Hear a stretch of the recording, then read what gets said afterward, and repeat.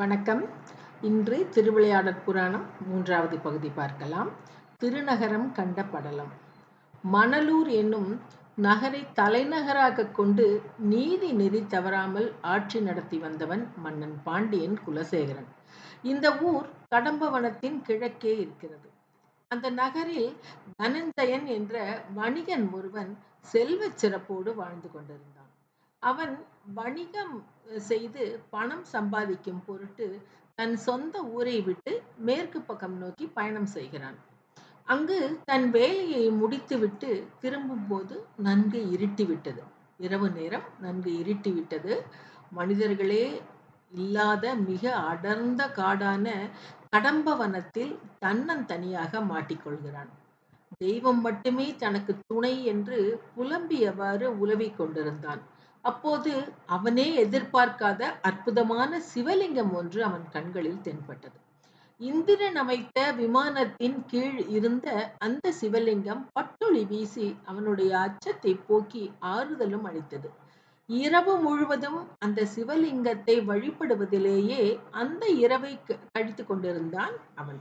ஆனால் கள்வர்கள் வரும் அந்த நள்ளிரவு நேரத்தில் தான் முன்பின் கண்டிராத புதியவர்கள் சிலர் அங்கு வந்து ஒன்று கூடுவதை கண்டான்.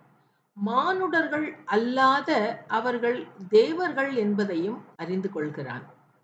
அவர்கள் சிவ வழிபாட்டுக்குரிய மலர்களோடும் மனம் நிறைந்த பொருட்களோடும் வந்து 4 வேளையும் பூஜை செய்வதை பார்த்தான். தானும் அவர்களுக்கு மலர்கள் கொண்டு வந்து கொடுத்து உதவினான். பூஜைக்கு வேண்டிய மனம் மிகுந்த பூக்களும் தூய்மையான நீரும் சந்தனமும் வாசனை பொருட்களும் என்று அனைத்தையும் தன் கையால் அவர்களுக்கு கொண்டு வந்து கொடுத்து கொண்டிருந்தான். அவனும் பொற்றாமரை குளத்தில் மூழ்கி ஆகம விதிப்படி 4 யாம பூசைகளிலும் தானும் கலந்து கொண்டு இறைவன் தாளை வழங்கி மன நிறைவு பெற்று கொண்டிருந்தான். பொழுது விடிந்து தூக்கம் நீங்கியது. தூங்கி எழுந்தவன் கோயிலை பார்த்தபோது தேவர்களில் ஒருவரும் அங்கு இல்லை. சிவலிங்க வடிவில் காட்சியளித்த சிவபெருமான் மட்டும் அலங்காரமாக வீற்றிருக்கிறார். மனித நடமாட்டமே இல்லாத அந்த கோயிலுக்கு தேவர்கள் வந்து வழிபாடு செய்வதற்காக வந்து செல்வது அவனுக்கு வியப்பை தந்தன. ஊருக்கு திரும்பியதும் முதல் வேலையாக இந்த அருமையான நிகழ்வை நாட்டு மன்னனுக்கு தெரிவிக்க வேண்டும் என்று முடிவு செய்து கொள்கிறான். அதே போல அன்று மாலையே அரசனை சந்தித்து தான் கண்ட அந்த புதுமையான அதிசயமான நிகழ்வை பற்றி சொல்கிறான். இதனை கேட்ட பாண்டிய மன்னன் அதே நினைவோடு உறங்கச் செல்கிறான். அதை நினைத்து கொண்டே போய் படுக்க செல்கிறான். அன்று அவன் கனவில் சித்தர் வடிவில் சிவபெருமான் வந்து காட்சி அளிக்கிறார். அந்த இடத்தில் தமக்கு கோயில் எழுப்ப வழியும் கூறுகிறார். கோயிலும் மண்டபங்களும் அமைத்து அழகிய நகர் ஒன்றை அக்கடம்பவனத்தில் உண்டாக்க வேண்டும் என்று ஆணையிட்டு செல்கிறார். மறுநாள் பொழுது விடிந்தவுடன் அமைச்சர்களோடும் கட்டிட சிற்பிகளோடும் தனஞ்சயன் வழிகாட்ட பாண்டியன் அவ்வனத்துக்கு செல்கிறான். அப்போதுதான் திக்கு தெரியாத அந்த காட்டில் இந்திர விமானம் கலங்கரை விளக்காக ஒளி வீசிக் கொண்டிருப்பதை காண்கிறான். உள்ளம் பூரித்து போனான். தெய்வ நினைவால் சிந்தை குளித்தவன் அவன் முன் அவன் எதிர்பார்க்காத அற்புதமாக கனவில் கண்ட சித்தரே நேரே வந்து எங்கெங்கே எவ்வெவ்வாறு கட்டிடங்கள் எழுப்ப வேண்டும் என்பதையும் கோயில் அமைப்பையும் உட்பிரகாரம் வெளிச்சுற்று போன்றவற்றின் அமைப்புகளையும் மதில்கள் கோபுரங்கள் அவற்றை சுற்றி மாளிகைகள் கடைகள் விழா வீதிகள் போன்று ஒவ்வொன்றையும் எவ்வாறு அமைக்க வேண்டும் என்பதை பற்றியும் தெளிவுற விளக்கிய பின்பு அங்கிருந்து மாயமாக மறைந்து விடுகிறார். வந்தவர் சிவபெருமான் தான் என்பதை அறிந்த பாண்டியன் அளவு கடந்த மகிழ்ச்சியும் ஆனந்தமும் பேரானந்தமும் கொள்கிறான். இறைவன் பணித்தபடியே அந்நகரை இறைவனின் திருவுளம் போல் அழகாக நிர்மாணித்தான்.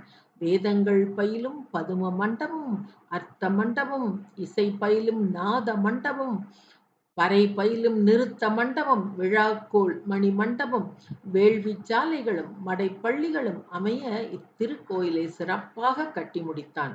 அதனை அடுத்து வலப்பக்கம் மீனாட்சி அம்மனுக்கு திருக்கோயிலை எழுப்பி அதனையும் அவ்வாறே சிறப்பாக கட்டி முடித்தவன் சுற்றி மேகம் தவழும் வான் மதில்களையும் விண்ணையளாவும் கோபுரங்களையும் எழுப்புவித்தான்.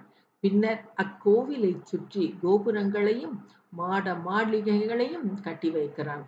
நாற்புறமும் அழகிய தெருக்களை உண்டாக்கி அங்காடிகள் அமைத்து வைக்கிறான்.